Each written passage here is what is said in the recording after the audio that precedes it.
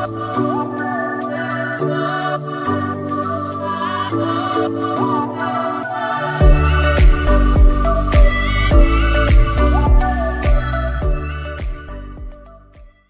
episode is fueled by Loaded Gun Coffee, veteran-owned, small batch roasted, and bold enough to actually taste as strong as it smells.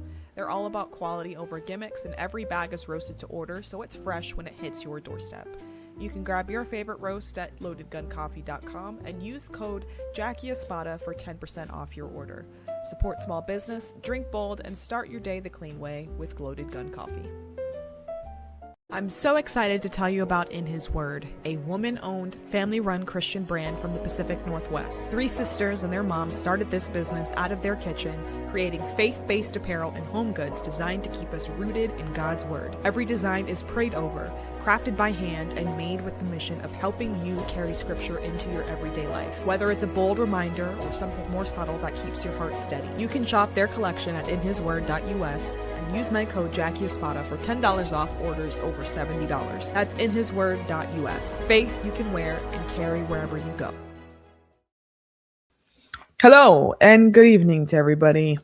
I am your host, Jackie Espada, and I realize that I have like 2 or 3 little hairs, baby hairs, that do not want to be tamed, which is fine.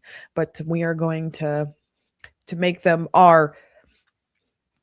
I'm not going to say it. This is Bible study. Anyways, hello, good evening to everybody. Hope everybody's having a great Thursday night. We are going to be continuing on in the book of Numbers this evening.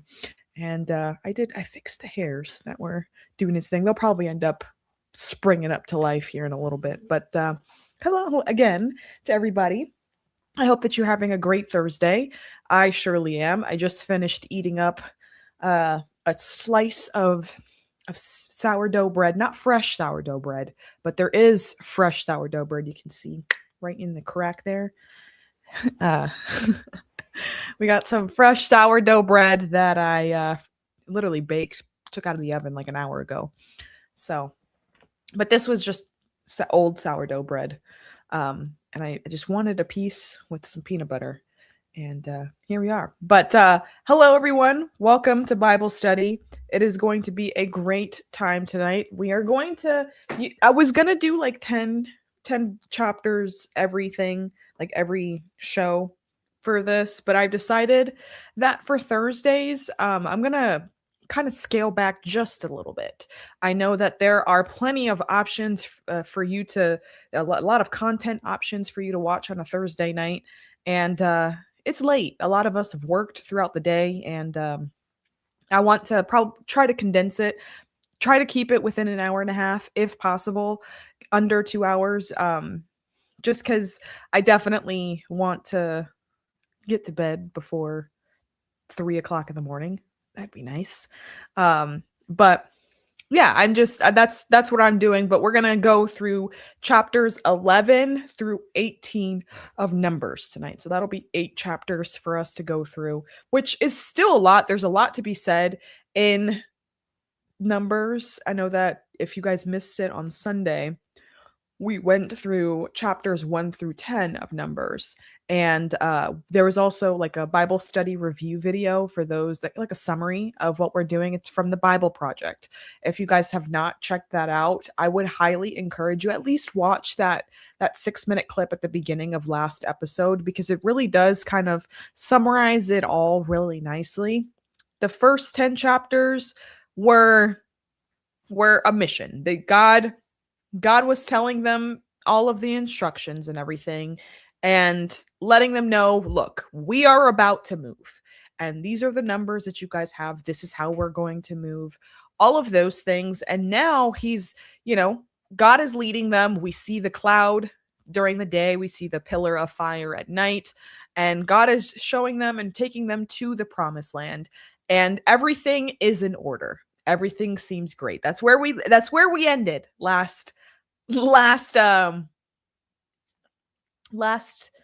chapter, or last session, that's where we ended. Now we're gonna get into the complaining. The complaining starts literally immediately.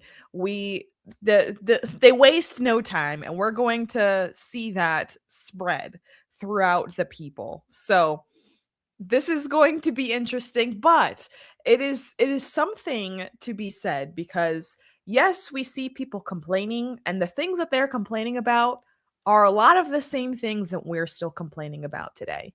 And we really need to take a step back and think about why we are complaining about these things and what God has to say about it, and what God has been saying for literally forever. So let's get into it. If you guys have not already, make sure to please hit that thumbs up. Let people know that we are here.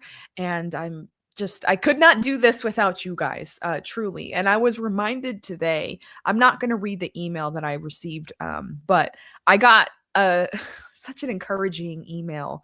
I've been really kind of going through some things personally, and so if you guys would pray that I get the discernment on this situation, um and honestly, just the healing of hard feelings, because I just want to go and fight someone, but we're not going to do that. God doesn't want us to do that. So if you guys could pray for me, for my hot-headedness to calm down. And yeah. Anyways, I was reminded, I was doing, basically it was my last tutoring session with my last student, because school ends here in like 2 weeks. And during the middle of it, I got a Venmo. And I was like, wait, I got a Venmo, and it was a very generous Venmo. It was $50. And I saw that it was Bible study from Shannon. And so Shannon, I don't know if you're watching this. You probably won't be watching this for a few weeks, because I know that she sent me an email as well. And in the email, she says that, some just encouraging things, and it really put it into perspective that I get to do this every week, and I not always I complain. I am human, just like we're gonna see today in numbers. But I complain sometimes about the numbers, and I want so badly to um grow this my channel and my ministry here, what I'm doing. But I know that it starts with one seed.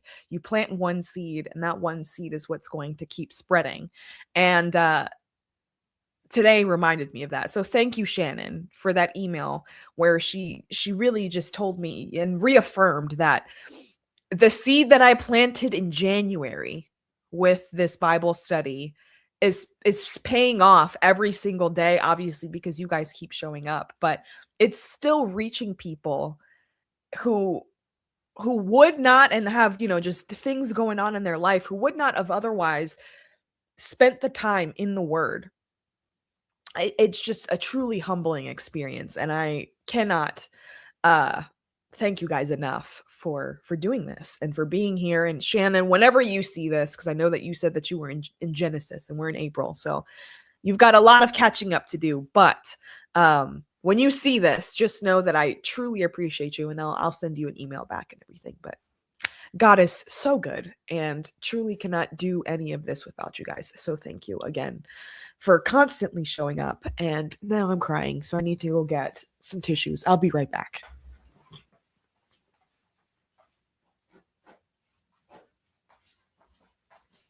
Okay, we're back. We're not gonna cry. We're not doing that. Anyways, you guys, so I am on the East Coast, and I know that you guys, there's a lot of you guys on the West Coast, and I didn't mean that I was literally like staying on stream until 3:00 in the morning and going to sleep.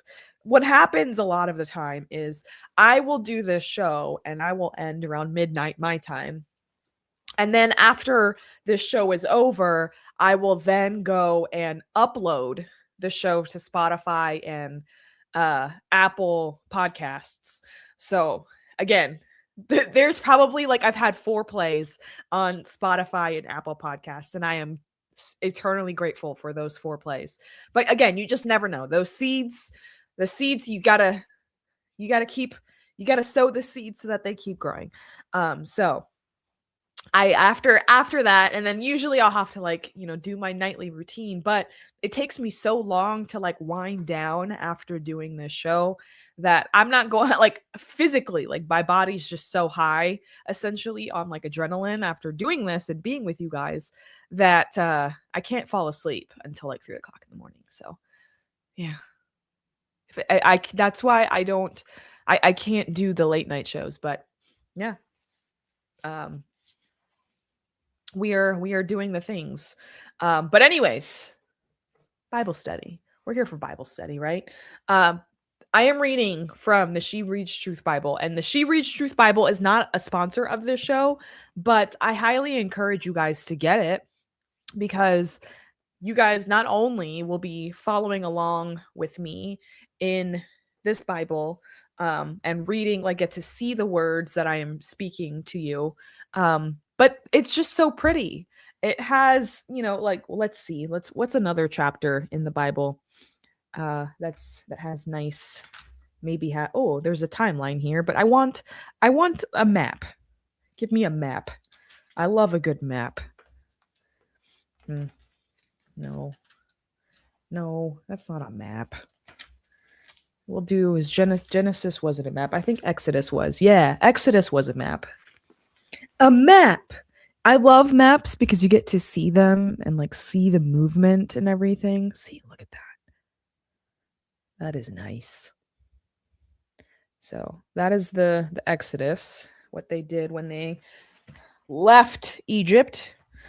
So it's a really nice book, but you can find the link for one of these in the description. They make really good Mother's Day gifts too. So if you have a friend that you know who would like to also join the Bible study, you can gift this to her. You can give it to your children as a wish list item. You can absolutely do that. And I think this would be a great addition. And if you want, you can share my link for my Amazon storefront, which is in the description of this video. That would be fantastic. I know that you guys have been shopping and using the Amazon storefront because I can see it and I truly appreciate it because every time that you place an order, I do get a small commission. It really is like the smallest of commissions. I probably made like $15 this month from Amazon, but $15 is lunch. So thank you. So I appreciate that. Anyways, we are in Numbers. Numbers is where we are. We kind of got through the hard part last week or last session. We read all of the names. We read all of the offerings that they were supposed to bring to God, all of the sacrifices and all of that. And now God's like, you guys are good. You guys are my people. Let's ride. So they're walking as a nation over to where they're supposed to. They go from Sinai, which is where they started, to Paran. And actually, let's see, where is that on our journey? I can't see anything. Nope. Don't know what that is. So this is actually not the part of where we're supposed to be at. Anyways, in the map from this for Numbers, not there yet. So we'll talk about it later. Let's see. Okay, chapter 11. Chapter 11. This is where we're starting. It literally says the title of this is Complaints About Hardship. So let's see if you guys can connect any of the complaints that we see here to modern day complaints that we are still having. So here it goes. Now the people began complaining openly before the Lord about hardship.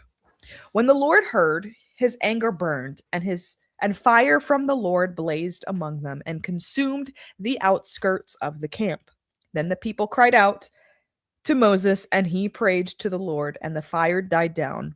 So that place was named Taberah. Or again, these names. Sorry if I mispronounce them, Jesus. Forgive me. So that place was named Taberah because the Lord's fire had blazed among them. So, yeah, it literally means blaze. So, Taberah, don't know, but means blaze. But immediately, the people complain, And God's response is to bring fire. He brings the fire, and immediately Moses prays. But that's pretty intense. Because the complaining reflects a deeper truth or a deeper issue here. The people are not just discomfort or uncomfortable. What they really are doing are they're not trusting God. So anytime that they complain is basically them proving to God that they don't trust in him. So think of that the next time you complain. Speaking to myself as well, because I am one to probably do that a time or two. Let's keep going. Complaints about food. This one I have definitely complained about some food. So anyways, speaking to myself, but also to you guys, the riffraff, love that, among them had a strong craving for other food. The Israelites wept again and said, "Who will feed us meat? We remember the free fish we ate in Egypt, along with the cucumbers, melons, leeks, onions, and garlic. But now our appetite is gone. There's nothing to look at but this manna." Yeah, I feel you.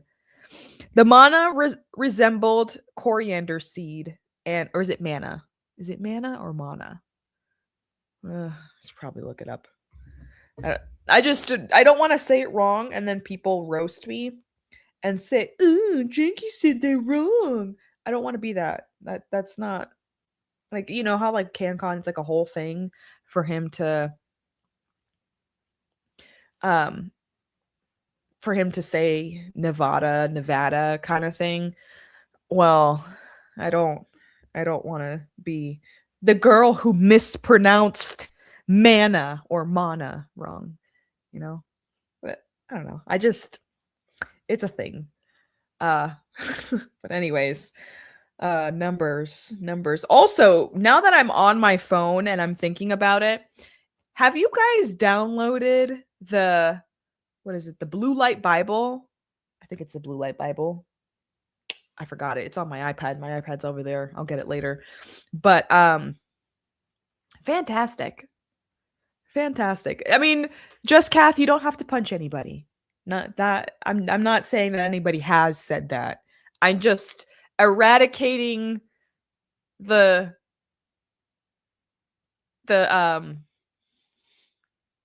actual thought of it happening. And you're right, Cam. I should eradicate those fears. And we're actually going to talk about fear and all of that. So you're right. You guys are right. I just, for my edification, I do. Is it manna or mana? Now the people began complaining openly before the Lord about our course. When the Lord heard, his anger burned, and fire from the Lord blazed among them and consumed the outskirts of the camp. Then the people cried out to Moses, and he prayed to the Lord, and the fire died down. So that place was named Taberah, because the Lord's fire had blazed. Taberah, I was wrong. The riffraff among them had a strong craving for other food. The Israelites wept again and said, "Who will feed us meat? We remember the free food." All right, here it comes. With the cucumbers, melons, leeks, onions, and garlic. But now our appetite is gone. There's nothing to look at but this manna. Manna. Okay, manna. I was definitely wrong. Manna. Okay, yes, and just Kath, it is the Blue Letter Bible. That is my favorite thing ever since I downloaded it on my iPad, because you can have multiple translations up at the same time. I love it. I love it because you can see like verse for verse, like what the translations say and what they mean. I had earlier when I was going through chapter 11, I had up the CSB, which is the one that I'm reading in my Bible, and the NLT, because that's the one that I've read before, and see where the differences are. I will say that I do like the NLT version a little bit better than the CSB, but it was cool to see that translation side by side and be able to compare them. So I do suggest people downloading the Blue Letter Bible. I think it's fun. Anyways, manna. Manna is what it's called. And this is chapter 11, verse 7. It says, "The manna resembled coriander seed, and its appearance was like that of bdellium." I did look that one up earlier. You do not pronounce the B. The B is silent. It is bdellium. The people walked around and gathered it. They ground it on a pair of grinding stones or crushed it in a mortar. They boiled it in a cooking pot and shaped it into cakes. It tasted like a pastry cooked with the finest oil. When the dew fell on the camp at night, the manna would fall with it. All right, so that was exactly where I was supposed to pause. So, why are they craving food again? They are craving meat, right? They are basically saying we had it better in Egypt. We got to eat whatever meat we wanted. They're not even looking past the fact that they were slaves, literal slaves to Pharaoh. But now they're romanticizing it. So that is now that makes them forget what God has done for them. So again, is that reminding us of anything? All right, let's keep going. This is the end of. Oh wait, no, I did. Wait, no, what happened? I went back. I'm on the right page now. All right, chapter 11, verse 10. It says, Moses heard the people, family after family, weeping at the entrance of their tents. The Lord was very angry. Moses was also provoked. So Moses asked the Lord, Why do you bring such trouble on your servant? Why are you so angry with me? And why do you burden me with all these people? Did I conceive all these people? Did I give them birth so that you should tell them, carry them at your breast as a nursing mother carries a baby, to the land that you swore to give their ancestors? Where can I get meat to give all these people? For they are weeping to me. Give us meat to eat. I can't carry all these people by myself. They are too much for me. If you are going to treat me like this, please kill me right now if I have found favor with you, and don't let me see my misery anymore. Wow. That's pretty intense, Moses. That got dark real quick. But obviously, it can get a lot. I'm sure there's a lot of moms in the chat where if you have multiple kids and you're just like hearing all the complaints. I know that my brother and myself got under my mom's skin. And especially when we would complain and stuff like that. So I get it. Moses is overwhelmed. He's like, I can't do this by myself. And now I love that they included this too. Before we get into the next part, but I love that they included this because it even shows that even strong leaders can get overwhelmed. And it's heavy. Leadership is heavy. So I love that they included that. And now we're going to see God's answer to his problem. So chapter 11, verse 16 says, The Lord answered Moses, Bring me 70 men from Israel, known to you as elders and officers of the people. Take them to the tent of meeting and have them stand there with you. Then I will come down and speak with you there. I will take some of the spirit who is on you and put the spirit on them. They will help you bear the burden on of the people so that you do not have to bear it by yourself. So that is interesting. So God tells Moses, gather 70 leaders. And I looked it up because I was like, why 70? That's very specific. Obviously, we know the 7. We've seen the 7s used before. We also earlier, I think it was in Leviticus, the 7, actually no. That was in the Chosen, different show. But still biblical. But Jesus, actually no, that was last week. The 7 and 77 times, that one. So we've seen 77, we've seen 7. We have not seen 7D before. So 70. I looked it up. 70 is the number of spiritual completeness. So that is interesting.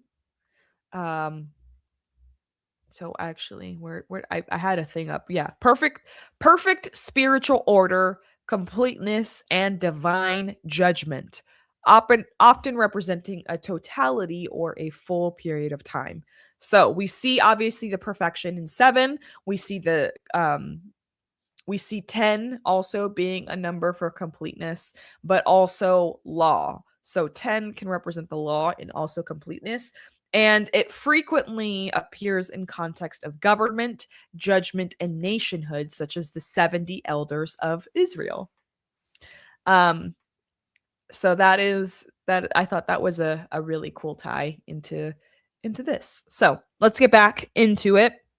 Leadership matters. Leadership is meant to be shared. So that is why they appointed 70 people. Let's keep going. It says, tell the people, consecrate yourselves in readiness for tomorrow, and you will eat meat because you wept in the Lord's hearing. Who will feed us meat? We are better off in Egypt. The Lord will give you meat, and you will eat. You will eat not for 1 day or 2 days or 5 days or 10 days or 20 days, but for a whole month, until it comes out of your nostrils and becomes nauseating to you, because you have rejected the Lord who is among you and wept before him. Why did we ever leave Egypt? But Moses replied, I'm in the middle of a people with 600,000 foot soldiers. Yet you say, I will give them meat and they will eat for a month? If flocks and herds were slaughtered for them, would they have enough? Or if all the fish in the sea were caught for them, would they have enough? The Lord answered Moses, Is the Lord's arm weak? Now you will see whether or not what I have promised will happen to you. That is the God I serve. For sure. He's like, "Oh, you don't think I can do this? Okay, let me show you. Hold my beer, essentially." I love it. God's like, "You want meat? Got you. Not just for 1 day, not just for 2 days or 3 days, not just for 5 days." It also reminds me of that Office clip of Dwight Schrute. He's preparing for he has like a bomb shelter and he needs to get rid of the food because they're about to expire and he needs to restock. So, because everything's about to expire, he brings it into the office to actually eat it. And as he's eating it, Jim asks him, "Do you think you could survive for 1 month? What about 2 months?" And then just kept going and going, and the entire time Dwight's like, "I could see it. It's possible." God's like, "You want meat? Have meat." So that is why I love it. God is reminding them, but also the reason why he's doing this is they're not just asking the people. They are rejecting God's provision actively because they want to go back to Egypt, essentially, because they thought everything was good there. We got meat. We, all of these things. Again, forgetting the fact that they were literal slaves. Yes. Kay, my mom was the same. She said, Kay said, "My mom, so you want to smoke cigarettes? Sit here and smoke the whole pack. I've got all day." That was definitely my mom. Not like cigarettes. She would be like, "Oh, okay, you wanna say a bad word? Here you go. Here, have all the soap." Yeah, my mom was ruthless. Anyways, let's keep going. God sees the heart. He knows what's actually going on, and he sees that the heart of Israel is not the cleanest. Let's keep going. Let's see what it says. Moses went out and told the people the words of the Lord. He brought 70 men from the elders of the people and had them stand around the tent. Then the Lord descended in the cloud and spoke to him. He took some of the Spirit who was on Moses and placed the Spirit on the 70 elders. As the Spirit rested on them, they prophesied, and they never did it again. 2 men had remained in the camp, one named Eldad and the other Medad. Okay. The Spirit rested on them. They were among those listed and had not gone out to the tent, and they prophesied in the camp.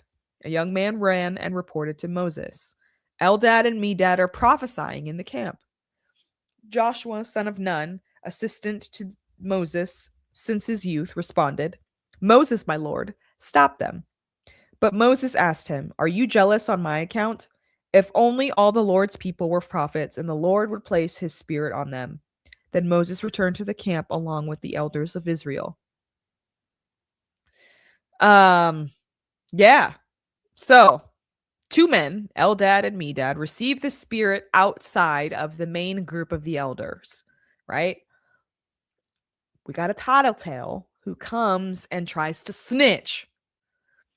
Moses responds back and says, I wish all the Lord's people had his spirit.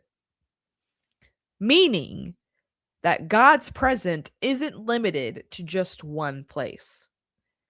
And God works beyond what the expectations are. So, and he's gonna prove that here in just a second. So, yeah. And to Cam's point in the chat, he says, I wonder if Jackie smoked a whole pack of cigarettes and just didn't want to tell us. I can honestly tell you that I have never smoked a cigarette ever in my life. Like, literally ever. I think they're gross. And I don't smoke them. So, literally never. Not even like on accident. Never. So, no to that. Anyways, quail is what's for dinner. Quail. Thanks, Cam. He called me a square. Appreciate it. Quail, like I said, is what's for dinner for the next month. And like God said, and Tracy, I think was Tracy in the one in the chat that said it, graphic meat nostrils. Yes. Yeah, that's gross. Anyways.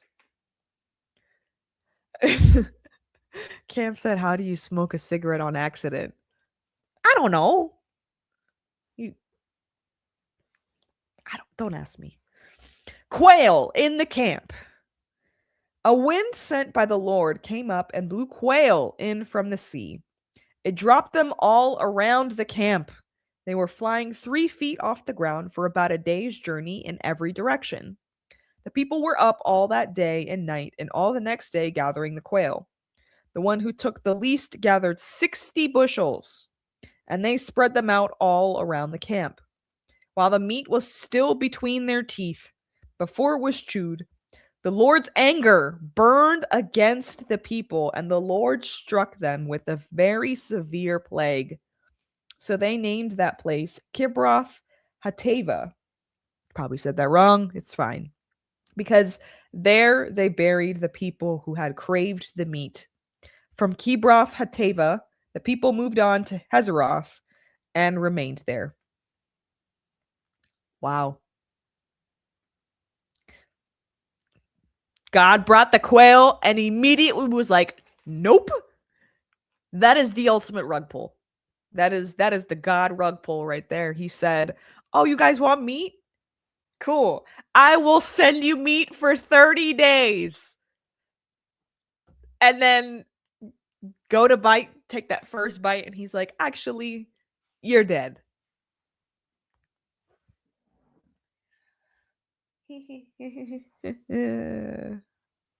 Sucks to be them. Sucks to be them. But there's a deeper meaning behind that. Their craving wasn't just for hunger. It was a rebellion. So there you go. Overindulgence is not always the answer. Not always the answer. But that was chapter 11. That was chapter 11. I hope that, I don't know, brought you something. If nothing else, Cam got some good laughs out of chapter 11. So, yeah, don't mess with God, essentially. If he tells you he's going to do something, you should believe him. And that's going to be a theme throughout that we'll see throughout Numbers as we keep going. But anyways, chapter 12. Chapter 12 is shorter, so that's good. So now we had the people complaining. Now we see the brother and the sister complaining. We see Miriam and Aaron, they're going to start criticizing Moses and complaining. So here we go. Miriam and Aaron criticized Moses because of the Cushite woman, or Cushite. It's probably Cushite. Yeah. Cushite woman he married, for he had married a Cushite woman. No way. Thank you, Bible. It literally says because of the Cushite woman he married, and then in parentheses. Okay. They said, does the Lord speak only through Moses? Does he not also speak through us? And the Lord heard it. All right. All right. So Miriam and Aaron, they're coming in. They're criticizing Moses on the surface. They say it's about the marriage. But the real issue here is that they're jealous. They are jealous of him. So this is all about authority and pride. So let's see what happens. Verse 3 says Moses was a very humble man, more so than anyone on the face of the earth. That seems a little out of place. Why did they mention that? I looked it up. The reason why they mention that there is to contrast the pride of Miriam and Aaron to the humility of Moses. So I do like that they have that contrast built into the writing. Let's see what happens next. Verse 4. Suddenly, the Lord said to Moses, Aaron, and Miriam, "You three come out of the tent of meeting." So the three of them went out. Then the Lord descended in a pillar of cloud, stood at the entrance to the tent, and surrounded Aaron and Miriam. When the two of them came forward, he said, "Listen to what I say. If there is a prophet among you from the Lord, I make myself known to him in a vision. I speak with him in a dream. Not so with my servant Moses. He is faithful in all my household. I speak with him directly, openly, and not in riddles. He sees the form of the Lord. So why were you not afraid to speak against my servant Moses?" The Lord, the Lord's anger burned against them, and he left. So God calls a meeting. He tells them that he speaks to prophets and visions, but with Moses, it is face to face because I mean, we'll see why, but Moses has a unique role. He's the only one that can face or can go and talk to God face to face. And because Miriam and Aaron challenge that, they're going to experience some danger. So let's see what kind of danger they are about to experience. It says, as the cloud moved away from the tent, Miriam's skin suddenly became diseased, resembling snow. When Aaron turned toward her, he saw that she was diseased and said to Moses, "My Lord, please don't hold against us this sin we have foolishly committed. Please don't let her be like a dead baby whose flesh is half eaten away when he comes out of his mother's womb." So, Miriam is judged. She is immediately struck with what we can assume is leprosy. I think in other translations it does say leprosy. But why her specifically? Because she was the one that led the criticism. So, of course, leadership in sin has consequences. So, she has to be held accountable for her sins or her, lack of trust and all that. But tough for sure. Chapter 12, verse, I think 11, verse 11, and let me see. Yeah, this is the end of chapter 12. So let's see how it ends. So there's and said to Moses, "My Lord, please don't hold us against." Okay, yes. Then Moses cried out to the Lord, "God, please heal her." The Lord answered Moses, "If her father had merely spit in her face, wouldn't she remain in disgrace for 7 days? Let her be confined outside the camp for 7 days. After that, she may be brought in." So Miriam was confined outside the camp for 7 days, and the people did not move on until Miriam was brought back in. After that day, the people set out from Hazeroth and camped in the wilderness of Paran. So, Aaron pleads, Moses prays, and God says that all she has to do is do the ceremonial, like, uncleaning, like the unclean ritual. Just sit outside the camp for 7 days, and then she will be restored. And it's interesting, why include this? You could easily just shoot fire down from the sky and get rid of her. But no. God is really intentional with everything that he does. And he's also showing people that discipline and restoration go together.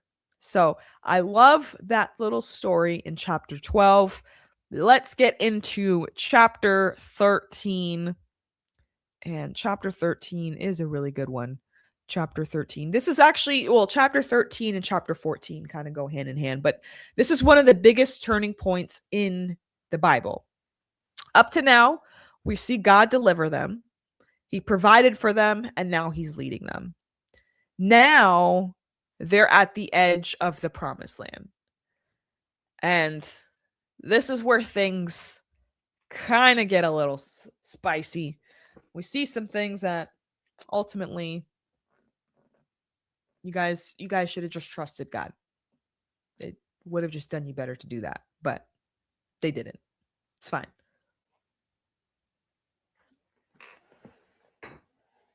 All right, chapter 13 says, the Lord spoke to Moses, send men to scout out the land of Canaan I am giving to the Israelites. Send one man who is a leader among them from each of their ancestral tribes.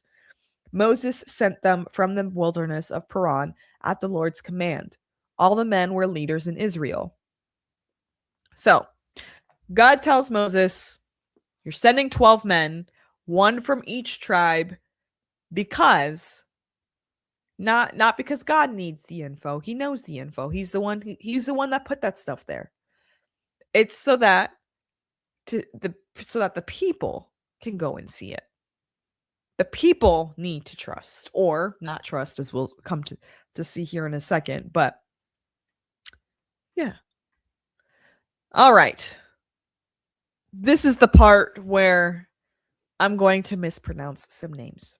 So bear with me as I do that. These were their names. Shemua, son of Zakur, from the tribe of Reuben. Shaphat, son of Hori, from the tribe of Simeon. Caleb, son of Jephunneh, from the tribe of Judah. Egal, son of Joseph, from the tribe of Issachar. Hoshea, son of Nun, from the tribe of Ephraim. Palti, son of Raphu, from the tribe of Benjamin. Gadiel, son of Sodai, from the tribe of Zebulun. Gadai, son of Suzai, from the tribe of Manasseh, from the tribe of Joseph. Amiel, son of Germali, from the tribe of Dan.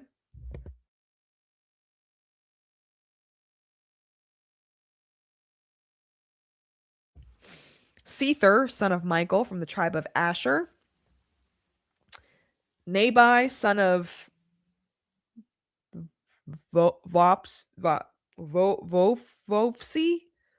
I don't know that one. From the tribe of Naphtali.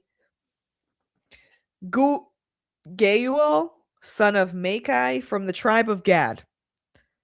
These were the names of the men Moses sent to scout out the land, and Moses renamed Hoshea, son of Nun, Joshua. Haha! I know that name. Well, that's fun. Yeah, we've got names. We've got people who are going, those are the names of the spies to go check out the land. So now that he sends them out, this is what they were told to look for. So it says, when Moses sent them to scout out the land of Canaan, he told them, go up this way to the Negev, then get up into the hill country. See what the land is like, and whether the people who live there are strong or weak, few or many. If the land they live in is good or bad. Are the cities they live in encampments or fortifications? Is the land fertile or unproductive? Are there trees in it or not? Be courageous. Bring back some fruit from the land. It was the season for the first ripe grapes. So they were instructed to check the land, the people, the cities, and the produce. Why? Because this is confirmation of what God promised. So he is going out to see, you're telling these people to go out and see the promise for yourselves. So let's see what happens. This is chapter 13, verse 21. It says, so they went up and scouted out the land for the wilderness of Zin, as far as Rehob, near the entrance of Hamath. They went up through the Negev and came to Hebron, where Ahiman, Shishai, and Talmai, the descendants of Anak, were living. Hebron was built 7 years before Zoan in Egypt. When they came to Eshcol Valley, they cut down a branch with the single cluster of grapes, which was carried on a pole by 2 men. They also took some pomegranates and figs. That place was called Eshcol Valley because of the cluster of grapes the Israelites cut there. At the end of 40 days, they returned from scouting out the land. So why are we bringing back fruit? We've got a massive cluster of grapes. So why do that? Because this land is exactly as God said it was going to be. Basically proving that God was right. And he's like, okay, I told you guys. Oh, that's funny. You guys are ridiculous. So, Cam, question to you. He says you didn't a great job pronouncing the names. So, did I do a good job or did I not? Because that doesn't make any sense. Some of these names are like trying to pronounce generic medication names. Yes, 100%. Totally agree with that. And try saying the names with an Italian accent. That's I might try that. Could do that. Oh, thanks, Cam. He said I did a good job. I appreciate it. Anyways, so sends them out. They come back with grapes. God was right. Let's keep going. Now comes the report. The report time. So, report about Canaan. The men went back to Moses, Aaron, and the entire Israelite community in the wilderness of Paran at Kadesh. They brought back a report for them and the whole community, and they showed them the fruit of the land. They reported to Moses, we went into the land where you sent us. Indeed, it is flowing with milk and honey, and here is some of its fruit. However, the people living in the land are strong, and the cities are large and fortified. We also saw the descendants of Anak there. The Amalekites are living in the land of the Negev. The Hittites, Jebusites, and Amorites live in the hill country, and the Canaanites live by the sea and along the Jordan. So, the land is good. He thinks it's good. Or they know it's good. They saw the grapes. But they choose to focus on how strong the people are, how fortified the cities are, and the fact that there are giants. That but changes everything. What they started on was truth. They saw the promise, they saw all of that. It immediately switched to fear because of the people. So what are you choosing to focus on? That's a good question. All right. Caleb comes back into the picture. Caleb comes back into the picture. And what does Caleb say? It says, Then Caleb quieted the people in the presence of Moses and said, Let's go up now and take possession of the land because we can certainly conquer it. Caleb is confident. He's like, we can do it. Why? Because he trusts in God's promise. At least right now, he seems like the only one to be doing that. Let's see what the others have to say. But then the men who had gone up with him responded, We can't attack the people because they are stronger than we are. So they gave a negative report to the Israelites about the land they had scouted. The land we passed through to explore is one that devours its inhabitants, and all the people we saw in it are men of great size. We even saw the Nephilim there. The descendants of Anak come from the Nephilim. To ourselves, we seemed like grasshoppers, and we must have seemed the same to them. So, the other 10 spies say we looked like grasshoppers compared to them. Just like the exaggeration behind it all just proves that fear distorts the perspective. They all saw the same land, but they all believed different things based on how much faith they had. Interesting. Because that also has to do with what's going on in today's world and society. So that is chapter 13. Let's go ahead and read through chapter 14 before we take a quick pause. So chapter 14 is decision time. Chapter 14 is where we make a decision. Are we going to go into the land like God promised, or are we going to not? That's ultimately it. So here we go. Chapter 14 says, Then the whole community broke into loud cries, and the people wept that night. All the Israelites complained about Moses and Aaron, and the whole community told them, If only we had died in the land of Egypt. Dramatic. Or if only we had died in this wilderness. Why is the Lord bringing us into this land to die by the sword? Our wives and children will become plunder. Wouldn't it be better for us to go back to Egypt? So they said to one another, Let's appoint a leader and go back to Egypt.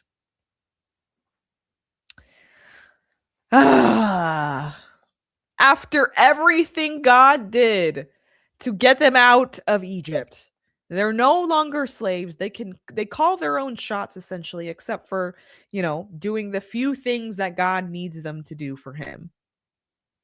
To worship him. It's not even like for him. He's not eating it. It's to worship him because he's getting them through every single day.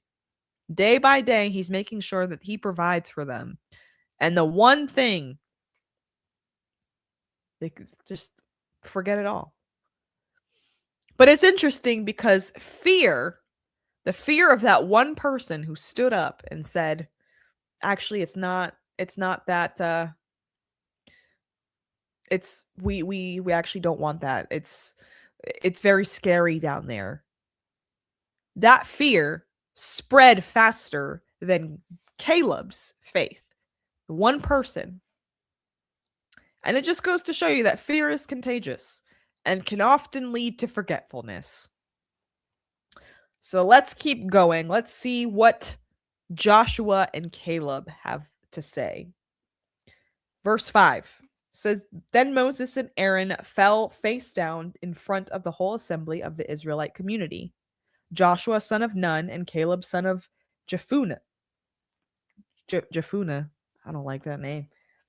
Who were among those who scouted out the land, tore their clothes, and said to the entire Israelite community, The Lord is pleased with us. He will bring us into this land, a land flowing with milk and honey, and give it to us. Only don't rebel against the Lord, and don't be afraid of the people of the land, for we will devour them. Their protection has been removed from them, and the Lord is with us. Don't be afraid of them. I can appreciate Joshua and Caleb for like trying. They really tried. They, they kept saying, "The land is good. The Lord is with us. Therefore, our enemies are going to be conquered." They're focusing on God. They're not focusing on the obstacles. And that's a great reminder I mean, for me too, dude. Like, focus on God. Don't focus on the things in front of you. He's gonna make it so that you can just pass every one of those hurdles that's in front of you. Just focus on him. Man. I get it. I get it. I hear you. I hear you. I get it.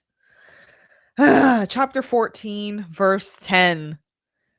While the whole community threatened to stone them, the glory of the Lord appeared to all the Israelites at the tent of meeting. That escalated very quickly. The people want to stone Joshua and Caleb. Crazy. The people are resisting the truth because they're afraid. Almost sounds like the big C word from 2020. Remember that? Sounds like that. I'm on YouTube. That's the only reason why I didn't say the word. Even though I would. I should. I'm good for right now. I'm trying. I'm trying to monetize myself and, get myself on different platforms. Especially with the Bible study, because Bible study I can actually do something with. My other shows I really can't do anything YouTube unless I make videos to put on YouTube, and we know how I feel about editing. But yeah, the big C word, fear. Fear is a heck of a drug. That's for sure. Anyways, let's keep going. God's judgment of Israel's rebellion. The Lord said to Moses, "How long will these people despise me? How long will they not trust in me despite all the signs I have performed among them? I will strike them with a plague and destroy them. Then I will make you into a greater and mightier nation than they are." So that's God gets to the true issue here. It's the unbelief. That is the root issue. So let's see. Let's see what God has to say, or what Moses replies back. Moses is going to do the big thing. But Moses replied to the Lord, "The Egyptians will hear about it, for by your strength you brought up this people from them. They will tell it to the inhabitants of this land. They have heard of you, Lord, they have heard that you, Lord, are among these people, how you, Lord, are seen face to face, how your cloud stands over them, and how you go before them in a pillar of cloud by day and in a pillar of fire by night. If you kill this people with a single blow, the nations that have heard of your fame will declare, since the Lord wasn't able to bring this people into the land he swore to give them, he has slaughtered them in the wilderness." So now, my Lord's power be magnified just as you have spoken. The Lord is slow to anger and abounding in faithful love, forgiving iniquity and rebellion. But he will not leave the guilty unpunished, bringing the consequences of the father's iniquity on the children to the third and fourth generation. Please pardon the iniquity of this people in keeping with the greatness of your faithful love, just as you have forgiven them from Egypt until now. So, Moses intercedes. He pleads for God to forgive the people. And his reasoning is that God's reputation, or his reasoning is God's reputation and his character. So intercession matters, guys. And it may seem ridiculous. You may seem like it's not doing anything. But those simple prayers that you say for somebody else do actually listen. God listens. And especially if you appeal to his character. If you, butter him up with a compliment sandwich kind of thing, it'll go a long way. Let's keep going. The Lord responded, I have pardoned them as you requested. Yet, as I live and as the whole earth is filled with the Lord's glory, none of the men who have seen my glory and the signs I performed in Egypt and in the wilderness have tested me these 10 times and did not obey me, will ever see the land I swore to give their ancestors. None of those who have despised me will see it.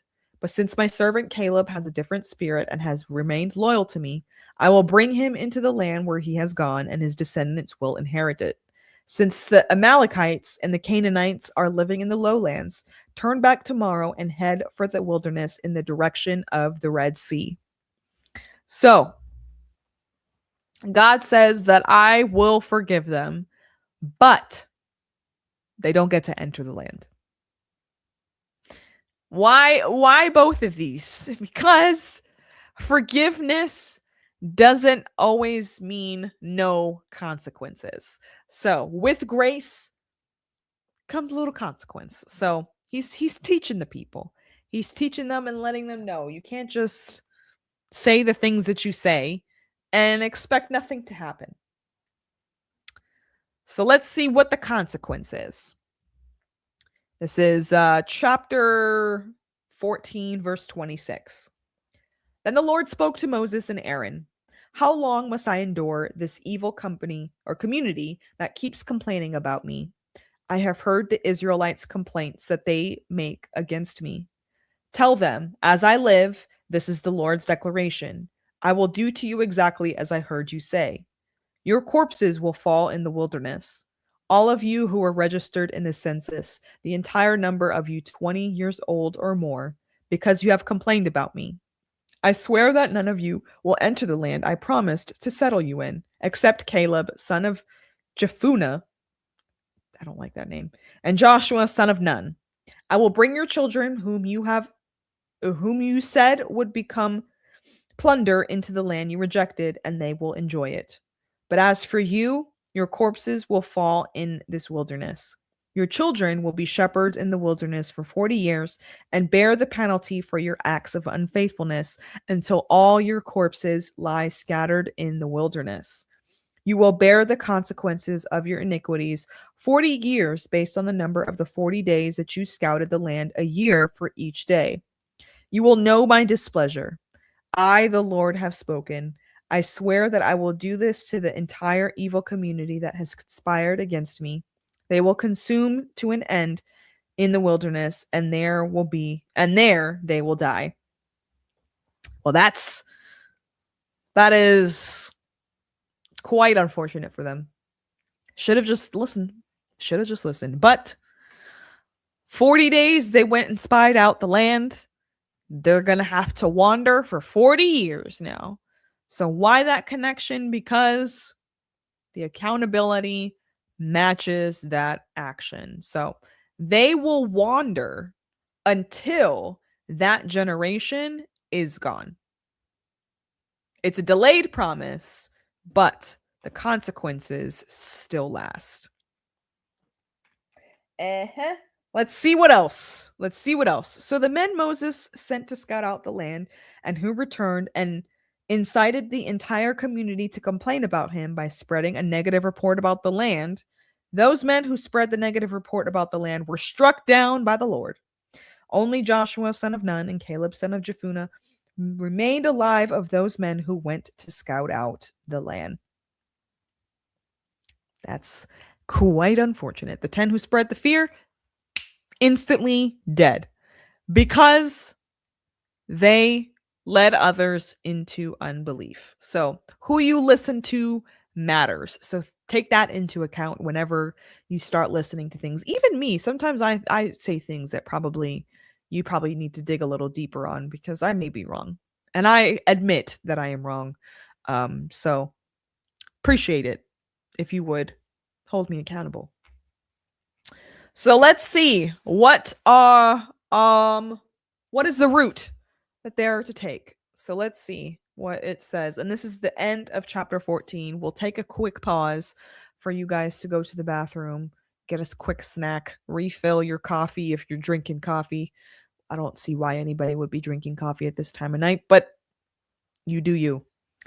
Israel routed. Here we go. When Moses reported these words to all the Israelites, the people were overcome with grief.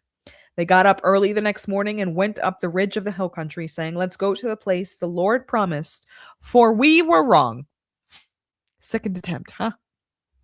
But Moses responded, "Why are you going against the Lord's command? It won't succeed. Don't go, because the Lord is not among you, and you will be defeated by your enemies. The Amalekites and Canaanites are right in front of you, and you will fall by the sword. The Lord won't be with you, since you have turned from following him." But they dared to go up the ridge of the hill country, even though the ark of the Lord's covenant, and Moses did not leave the camp. Then the Amalekites and Canaanites who lived in that part of the hill country came down, attacked them, and routed them as far as Hormah. Sucks to be them, because God said don't go. They go anyway, and of course they get defeated. Delayed obedience is not the same as regular obedience. They should have just gone the first time, but again, they listened to those people and let them spread fear. So let's go ahead and pause, like I said, for a quick commercial break. Of course, we thank our first two sponsors from the beginning of the show, Loaded Gun and In His Word. Make sure to shop those, especially now with Mother's Day coming up. Ladies in the chat, if you're a mom, look at the In His Word website. Look for a few things that you want to get. Make sure that they add up to $70 and use my code Jackie Espada and you get $10 off. So tell your family and friends that you want something of small business, especially when it comes to, In His Word. They're all hand making it. You're supporting it's one family because they're all three sisters, but each sister has their own family. So you are supporting four families in that. The three families of In His Word, and of course my family too. So appreciate you guys for shopping those links. And of course, I also wanted to thank Tamarack Garden and everything that they're doing over there. Your body doesn't need more synthetic fixes. It needs real plant medicine. Wild herbs are packed with minerals, adaptogens, and healing compounds your body actually recognizes and can use, supporting energy, immunity, and balance from the inside out. At Tamarack Garden, our supplements bring these overlooked weeds and wildflowers back into your daily routine. Don't just manage symptoms, support your body and eat your weeds. Head to tamarackgarden.com and get $10 off your order of $50 or more when you use code Jackie Espada at checkout. Love it. And thank you, Tamarack Garden. Make sure you guys stock up on your Tamarack Garden goodies.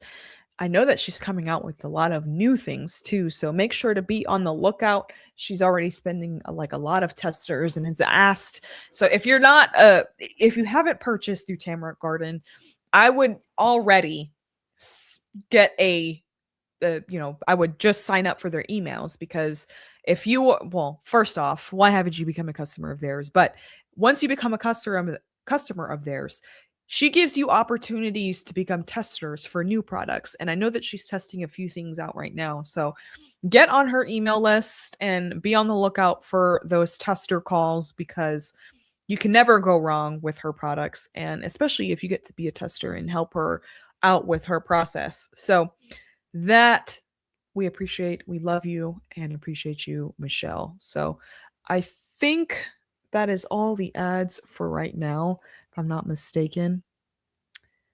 Yeah. What is this? Oh, that is this. Okay.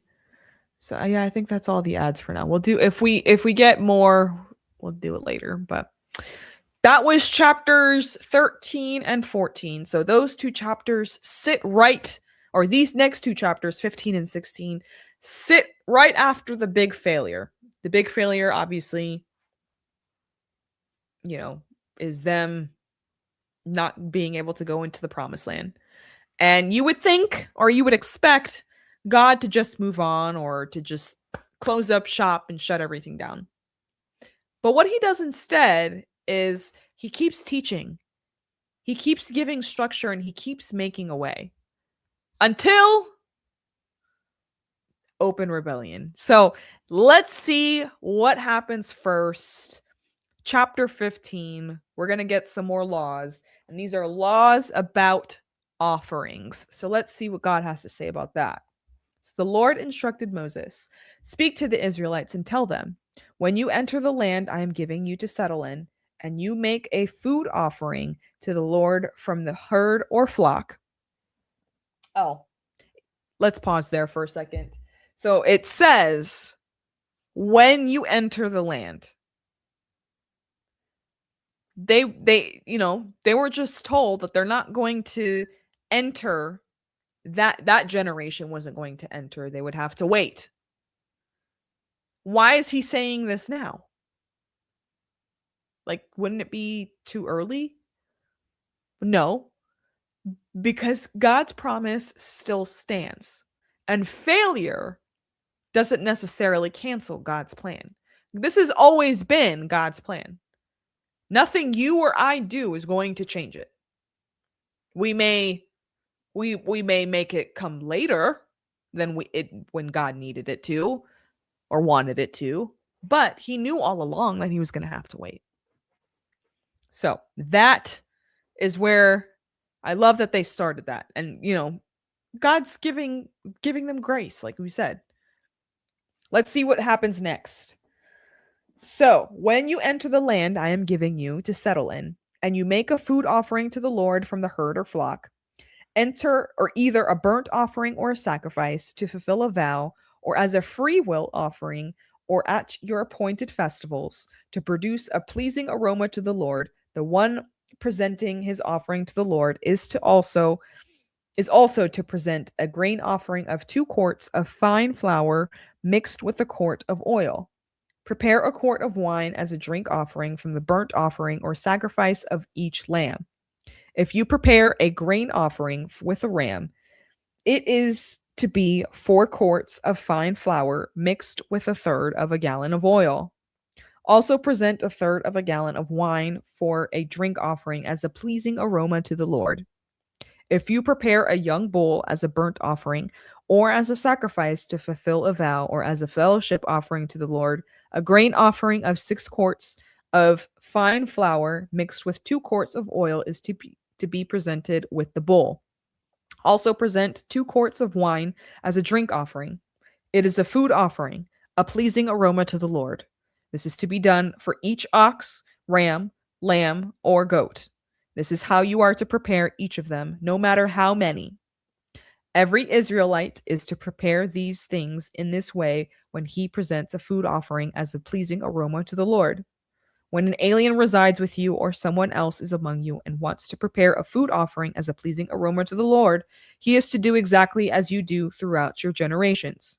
The assembly is to have the same statute for both you and the resident alien as a permanent statute throughout your generations.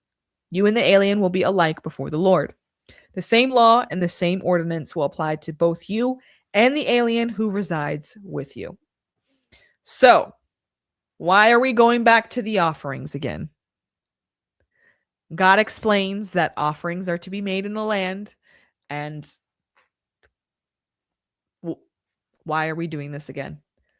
Because the worship will continue. We're not done yet. Just because you messed up doesn't mean that we were starting and doing something new. We got to continue this, especially because I taught you all these things before and you did it, but obviously didn't mean anything before. So let's try this again. But also, he makes sure to include that the same rules for the Israelites are the same rules for the foreigners, meaning that access to God is consistent and that there's the same standard for everyone. So that is that. Let's see this next part about the first dough offering. The Lord instructed Moses, "Speak to the Israelites and tell them, after you enter the land where I am bringing you, you are to offer a contribution to the Lord when you eat from the food of the land. You are to offer a loaf from your first batch of dough as a contribution. Offer it just like a contribution from the threshing floor. Throughout your generations, you are to forgive the Lord a contribution from the first batch of the dough." Yeah, you are to give. Sorry, I don't know why I said forgive. So, when you enter the land, they are to give their first portion. Again, to recognize God as the provider. So, that is, of course, our offerings. Now, we're going to get into intentional sin versus unintentional sin. And we're starting with the unintentional sin and what consequences or anything like that for unintentional sin. So, the Lord instructed Moses, "Speak to the Israelites and tell them, after you enter," wait, I said that already. "When you sin unintentionally and do not obey all these commands that the Lord spoke to Moses, all that the Lord has commanded you through Moses from the land of the day of the Lord, the day the Lord issued the commands and onward throughout your generations, and if it was done unintentionally without the community's awareness, the entire community is to prepare one young bull for a burnt offering as a pleasing aroma to the Lord, with its grain offering and drink offering according to the regulation, and one male goat as a sin offering. The priest will then make atonement for the entire Israelite community so that they may be forgiven, for the sin was unintentional. They are to bring their offering, a food offering to the Lord, and their sin offering before the Lord for their unintentional sin. The entire Israelite community and the alien who resides among them will be forgiven, since it happened to all the people unintentionally. If one person sins unintentionally, he is to present a year-old female goat as a sin offering. The priest will then make atonement before the Lord on behalf of the person who acts in error, sinning unintentionally, and when he makes atonement for him, he will be forgiven. You are to have the same law for the person who acts in error, whether he is an Israelite or an alien who resides among you. So God is providing a way for accidental or unintentional sin. Why? Because he knows that we are humans, we mess things up. But he wants us to know that there is a path back to him. So now let's see what happens when it's an intentional sin, meaning that they did it on purpose. But the person who acts defiantly, whether native or resident alien, blasphemes the Lord, that person is to be cut off from his people. He will certainly be cut off because he has despised the Lord's word and broken his command. His guilt remains on him. So why are we treating people differently? Because this is a deliberate sin, meaning that they're acting defiantly. They know what they were doing. This is not ignorance. It is straight up rejection. They knew what they were doing and they're like, I'm good. So it's a heart issue. It comes down to the heart there. Verse 32, Sabbath violation. So this is an example of an intentional sin. It says, while the Israelites were in the wilderness, they found a man gathering wood on the Sabbath day. Those who found him gathering wood brought him to Moses, Aaron, and the entire community. They placed him in custody because it had not been decided what should be done to him. Then the Lord told Moses, the man is to be put to death. The entire community is to stone him outside the camp. So the entire community brought him outside the camp and stoned him to death as the Lord had commanded Moses. That seems a little intense. But he's judging severely because it is an intentional disobedience. God is showing the difference between struggling and rejecting. So I love that they included that as an example because I'm sure they weren't the only one who had questions, but pretty intense. All right, this is how we end chapter 15. It says tassels. And I think we brought this up in season 3 of The Chosen. We'll see. But tassels for remembrance. This is the Lord said to Moses, speak to the Israelites and tell them that throughout their generations they are to make tassels for the corners of their garments and put a blue cord on the tassel at each corner. These will serve as tassels for you to look at, so that you may remember all the Lord's commands and obey them and not prostitute yourselves by following your own heart and your own eyes. This way you will remember and obey all my commands and be holy to your God. I am the Lord your God who brought you out of the land of Egypt to be your God. I am the Lord your God. So, tassels, visual reminder now to remember God's commands and not follow their own desires. And I love that he has a built-in reminder into their life, and it just kind of lets people know, like, are you doing what you're supposed to be doing right now? Because God is watching. And to go back to Tracy's thing, she says, I wonder if they stone on Sabbath. My guess is no. So let's look that up. Sabbath or wait. Oops. Okay. So according to Numbers 15, 32 to 36, a man caught gathering sticks on the Sabbath was detained and followed divine instructions. He was stoned. I mean,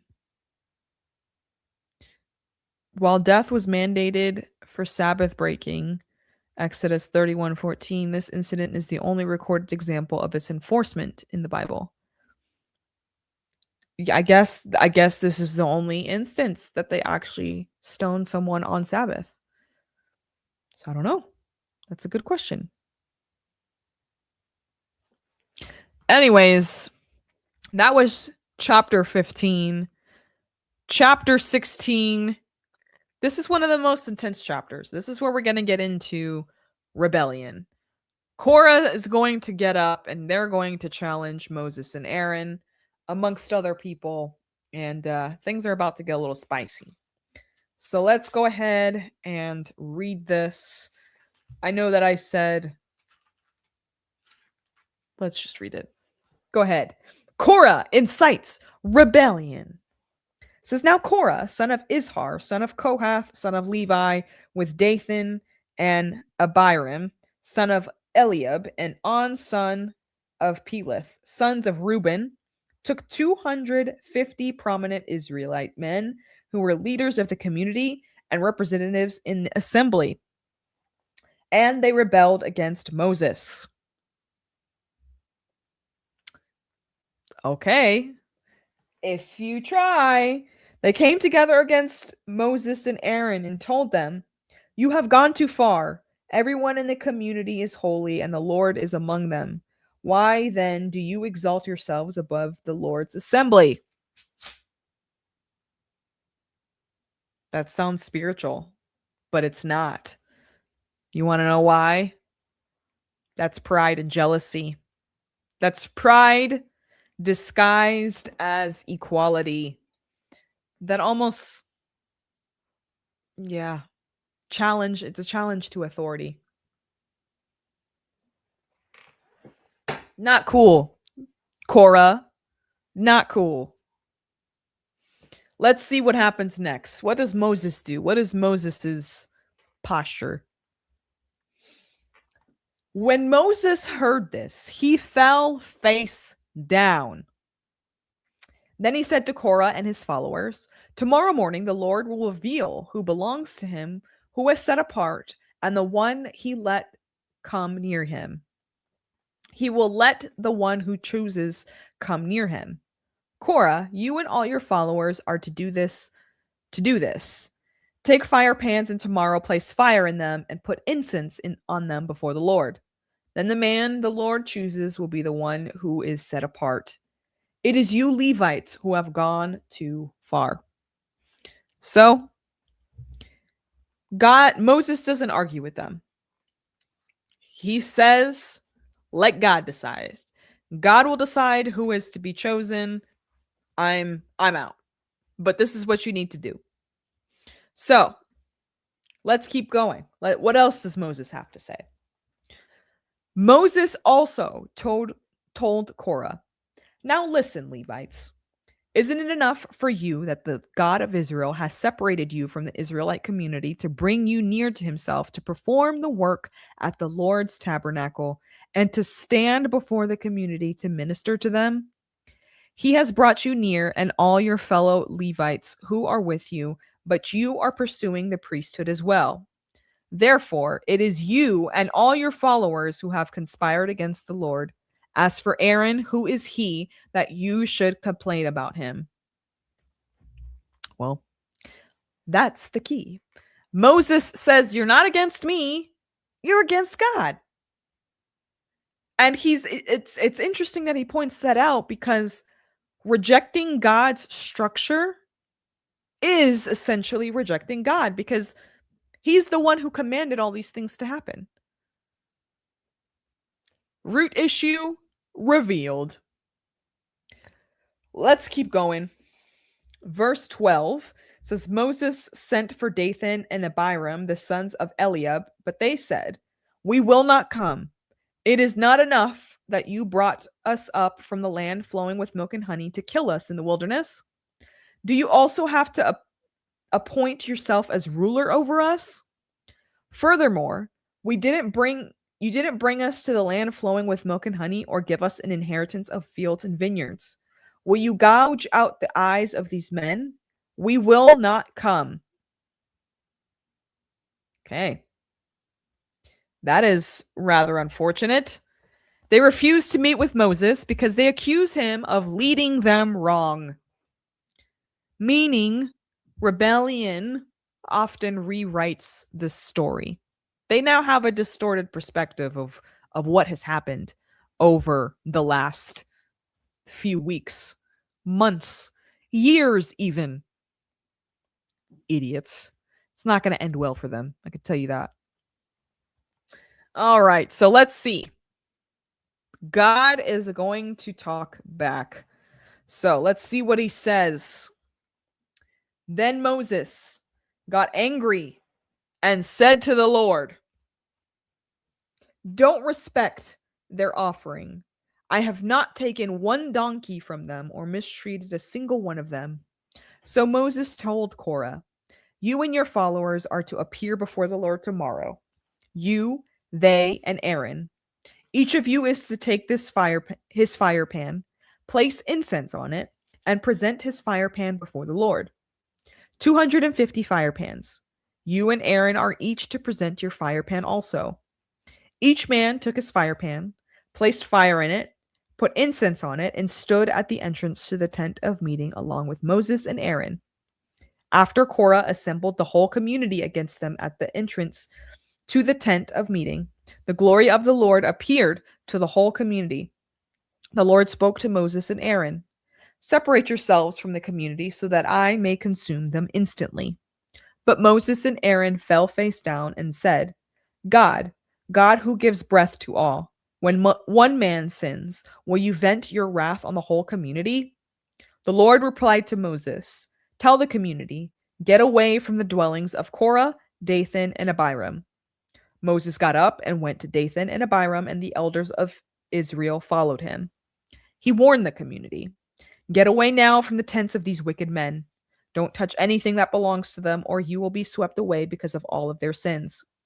So they got away from their dwellings of Korah, Dathan, and Abiram.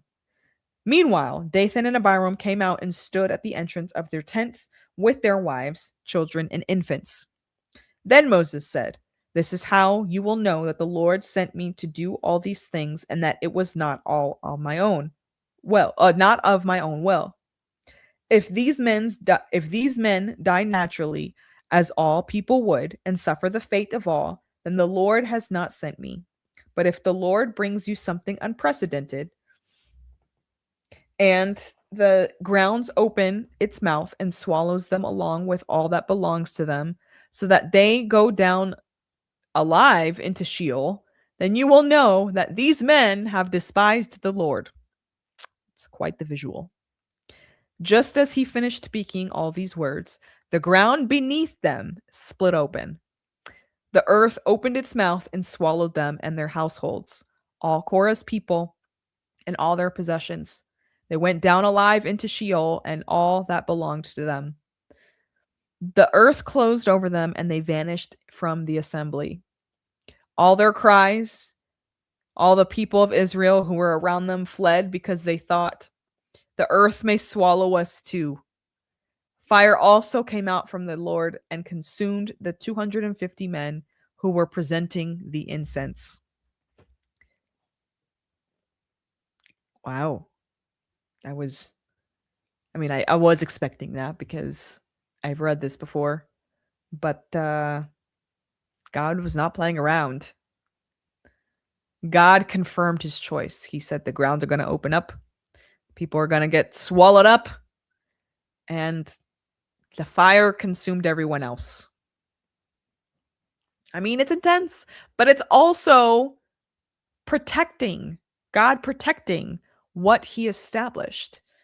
God is confirming his authority. He said, listen to my words or you will suffer serious consequences. And the Israelites are definitely suffering. All due to their own stuff. All right, let's go on. Verse 35. Then, where is it? Then the Lord spoke to Moses. Tell Eleazar, son of Aaron, the priest, to remove the fire pans from the burning debris, because they are holy, and scatter the fire far away.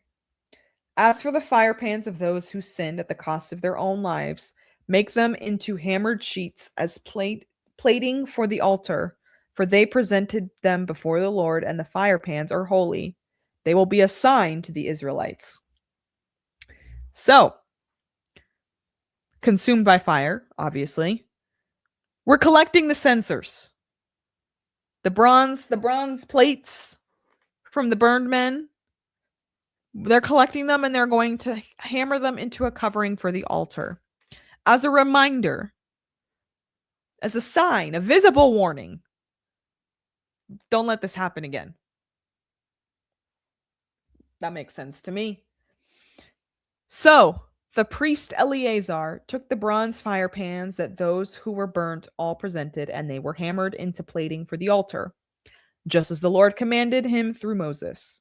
It was to be a reminder for the Israelites that no unauthorized person outside the lineage of Aaron should approach to offer incense before the Lord and become like Korah and his followers. So, covering the altar, permanent reminder. I probably wouldn't do it again. I would probably never complain. I would be eternally grateful. I would not mess with God again. They should have learned the lesson. But alas, that would be the end of the Bible. And the Bible keeps going. So, let's keep reading. The next day, the entire Israelite community complained about Moses and Aaron, saying, "You have killed the Lord's people." When the community assembled against them, complaining, guys, didn't we already learn? Why are we complaining again? Moses and Aaron turned toward the tent of meeting, and suddenly the cloud covered it, and the Lord's glory appeared. Moses and Aaron went to the front of the tent of meeting, and the Lord said to Moses, "Get away from the community so that I may consume them instantly." But they fell face down. Then Moses told Aaron, "Take your fire pan, place fire from the altar in it, and add incense. Go quickly to the community and make atonement for them, because wrath has come from the Lord. The plague has begun." So Aaron took his fire pan as Moses had ordered, ran into the middle of the assembly, and saw that the plague had begun among the people. After he added incense, he made atonement for the people. He stood between the dead and the living, and the plague was halted. But those who died from the plague numbered 14,700, in addition to those who died because of the Korah incident. Aaron then returned to Moses at the entrance to the tent of meeting, since the plague had been halted. So intercession saves the day again. God sends a plague. The people complain again. I mean, we should be shocked, but I'm not, because we're still complaining to this day about things that God said, don't worry about, I got it. God sends a plague. Aaron makes atonement, and intercession is once again what saves the day. So that is chapters 15 and 16. We are now into the final stretch. Chapters 17 and 18. 17 is a shorter chapter. 18 is a little bit longer, but that is the wrapping up of today's reading. But Numbers chapter 17 proves who he chose. So people are just challenging challenge the leadership and priesthood. So now God is going to do two things. First up, like I said, prove who he chose. And then in chapter 18, he's going to explain how that rule works. ZBM, you're probably right. She says, I think we complain a lot because we're just bored too much. I could see that. But also, God's like, you have other things that you could be doing. Like, I don't know, worshiping me. It is what it is. Chapter 17. Let's see what Aaron's staff has to do with this. It says, the Lord instructed Moses, speak to the Israelites and take one staff from them for each ancestral tribe. 12 staffs from all the leaders of their tribes. Write each man's name on his staff. Write Aaron's name on Levi's staff, because there is to be one staff for the head of each tribe. Then place them in the tent of meeting in front of the testimony where I will meet with you. The staff of the man I choose will sprout, and I will rid myself of the Israelites' complaints that they have been making about you. So Moses spoke to the Israelites, and each of their leaders gave him a staff, one for each of the leaders of their tribes, 12 staffs in all. Aaron's staff was among them. Moses placed the staffs before the Lord in the tent of the testimony. The next day, Moses entered the tent of the testimony and saw that Aaron's staff, representing the house of Levi, had sprouted, formed buds, blossomed, and produced almonds. Interesting. Moses then brought all the staffs out from the Lord's presence to all the Israelites. They saw them, and each man took his own staff. Interesting, right? The Lord told Moses, put Aaron's staff back in front of the testimony to be kept as a sign for the rebels, so that you may put an end to their complaints before me, or else they will die. So Moses did as the Lord commanded him. And the Israelites declared to Moses, look, we're perishing. We're lost. We're all lost. Anyone who comes near the Lord's tabernacle will die. Will we all perish? So, God tells Moses, collect staffs, each of the leaders, and to put their names, because this is who he's choosing. The staff of the man he chooses will sprout. The staff here represents authority and leadership. So, God is setting them up, essentially. The next day, we see that Aaron's staff has buds, it has blossoms, and it has almonds overnight. This is a miracle. Guys, this is a dead piece of wood, and it produced life. That is just to show God's confirmation. And it also has a deeper meaning to show that God brings life where he chooses life to go. And this is already setting us up for Jesus. You can see that connection there, right? The resurrection, the death, all of that. I love it. Why are we keeping the rod? We're keeping the rod and we're placing it in front of the ark. We're keeping it there as a permanent reminder of the consequences of the rebellion, but also to show everyone that God has already chosen. So don't repeat this, but also keep it in the back of your mind. But we end the chapter with people being afraid again. The people are saying, we will die. anyone who comes near us will die.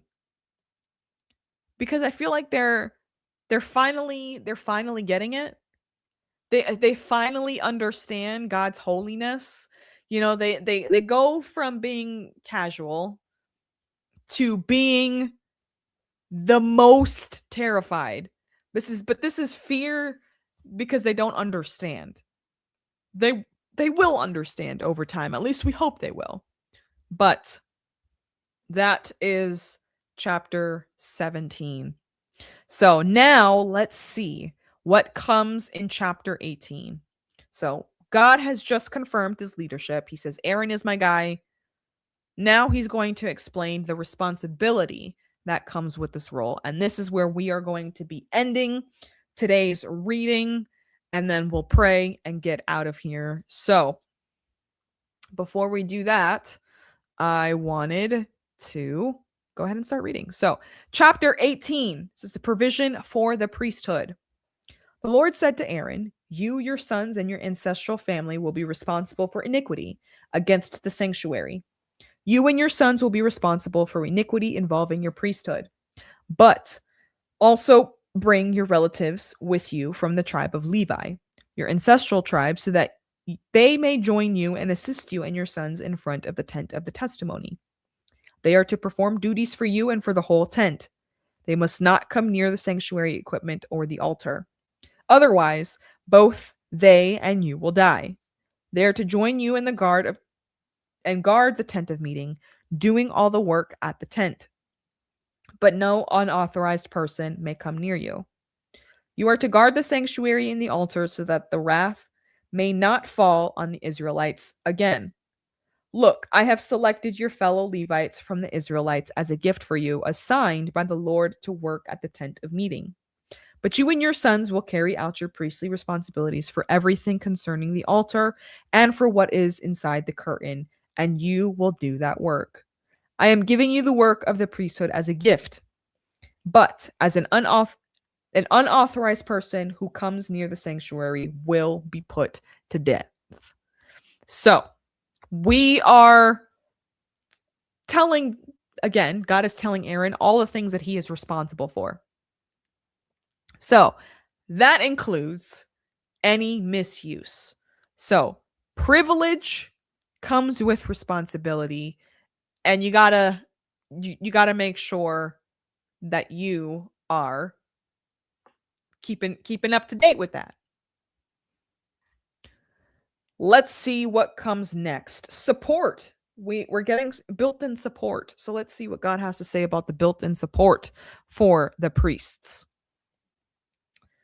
Then the Lord spoke to Aaron. Look, I have put you in charge of the contributions brought to me.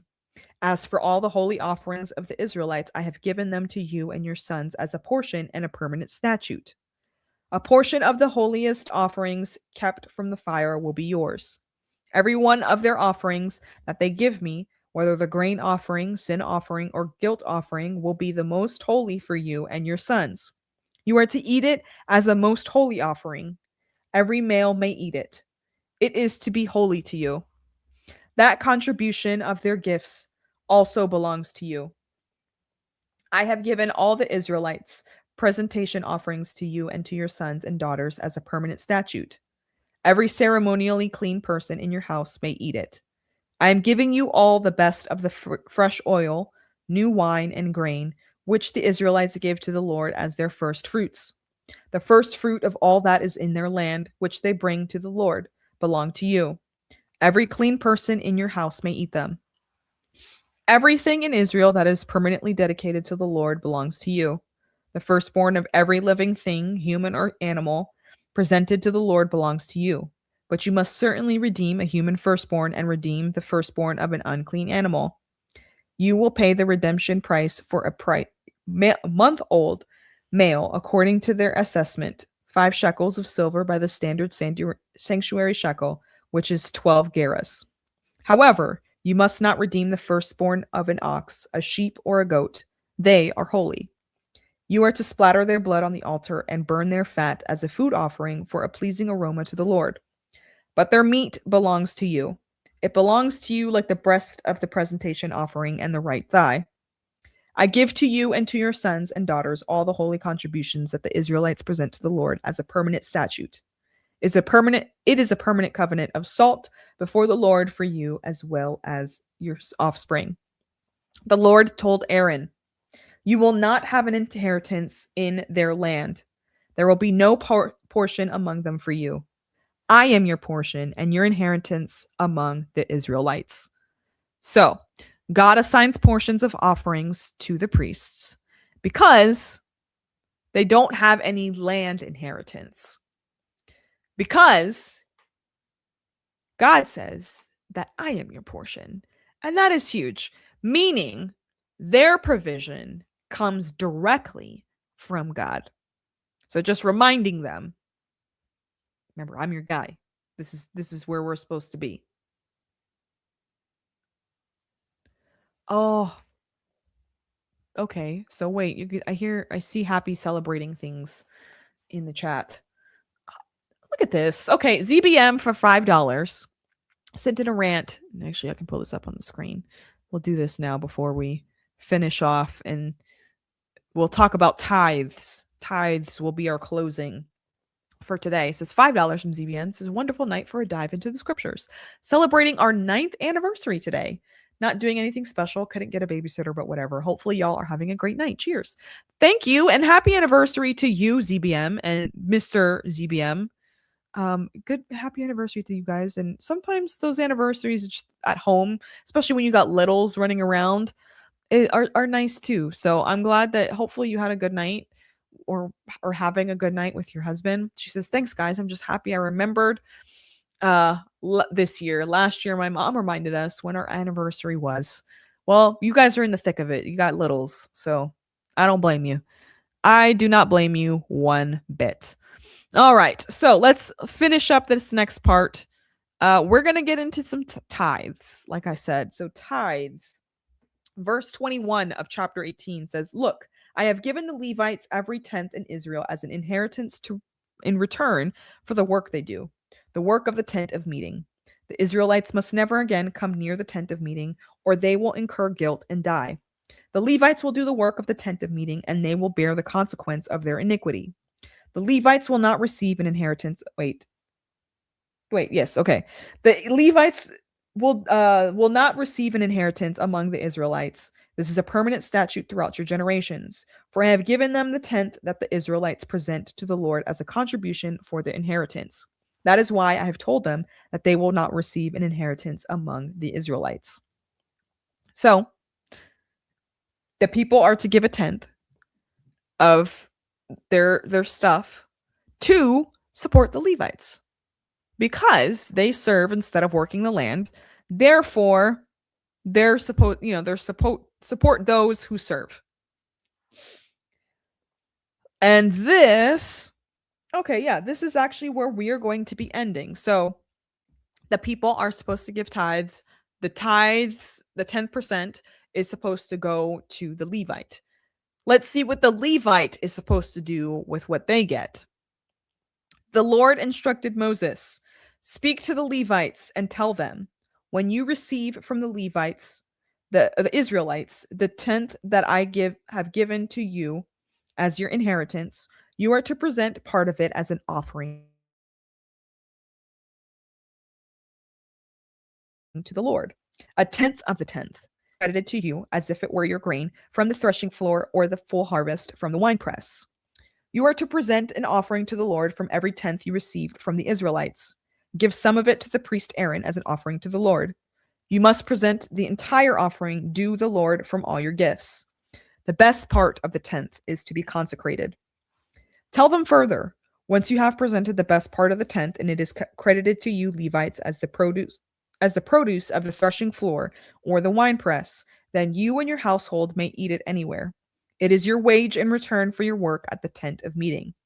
You will not incur guilt because of it once you have presented the best part of it. But you must not defile the Israelites' holy offerings so that you will not die. So, Levites are also to give a tenth of the tenth. Everybody is to give. No one is exempt.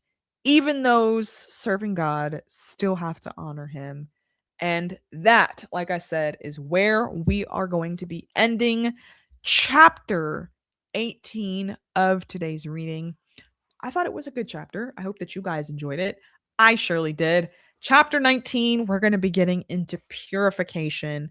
That ties back to everything about the clean versus unclean that we read in Leviticus, but hopefully in a lighter sense of the way. But we only have 10 minutes left. So let's go ahead and pray. We'll get ourselves out of here, hopefully at a decent hour. And I love you guys. I appreciate you. I hope that you guys enjoyed this Bible study together. Before we head out, let's go ahead and pray. Father God, thank you for another opportunity for us to come together to give you praise and give you thanks and to dig into your word this evening. Lord, I pray for every single person who is listening to this live with me right now or who is watching on replay. Lord, I ask that you come into their life and send supernatural healing if that is something that they need. Lord, meet them where they are, whether it be something that they need physically or emotionally or just something that they need in their day-to-day life. You know the need, fill their need, and we know that it is already done in your name. Lord, I also ask for you to cover our nation right now. Lord, there's a lot of confusion and distraction going around. Lord, let us come back to you because you are the reason that we are here and you deserve all of the glory and all of the praise. Lord, we also ask you to cover our president. I know that we have seen multiple everybody wants to take him out, Lord, but as long as you are in it, nothing will harm him. So thank you for being there and for protecting him. Lord, give him ultimate discernment and wisdom to be able to make the correct decisions for our nation. Lord, we just cover him and we ask you to keep him covered. Lord, I ask you as the school year comes to an end to protect our children as they go into the summer. Lord, keep them safe and let them keep learning, whether it be a math lesson or a school lesson or in just life. Those are important lessons too, and let their innocence shine like they've never shown before. Lord, I appreciate you and I honor you and I thank you. And I know that even though I stumbled through this prayer, we still got through it, and we bless you and we honor you and we give you thanks. In Jesus' name I pray. Amen and amen. Thank you guys for making numbers fun. We will continue to have some more fun with numbers on Sunday. If you have not already, make sure to please hit that thumbs up. If you're watching on Rumble, if you guys please wouldn't mind going over to YouTube real quick, hitting that thumbs up. I know that I'm not monetized on YouTube or anything like that yet, but I'm working on it. And actually, I'm getting closer and closer. I have to have at least 500 followers, and I'm at 300, over 300 now. So I'm excited, and I appreciate you guys for helping me out over there. Appreciate you, and I will see you guys again on Sunday. We will continue through Numbers, and on Saturday, this Saturday, we will be doing Hooks and Harmony. I don't necessarily know what the topic is yet, but we'll figure it out between now and Saturday. And then on Sunday, we've got Bible study again. And we also have good book sessions Sunday evening at 7 p.m. Eastern. We have season 4, episode 4. It's going to be a good one, so make sure to stay tuned for that. Again, if you have not already, please hit that thumbs up. Take a look at those sponsors. If you're watching on replay, feel free to also, I know that Rumble rants aren't an option for you, but if you feel led, you can give on Coffee or Venmo or Cash App. You can find those links in the description. They're also scrolling on the screen. But if you can't do that either, feel free to shop the sponsors, because whether you get something on there, you don't have to feel like you're if you're buying something for yourself, you're also some of the proceeds do come back to me as long as you use my code. So I appreciate you guys. Good night, everybody. I will see you guys again sometime this weekend, hopefully. I love you. God bless you. And We'll see you soon.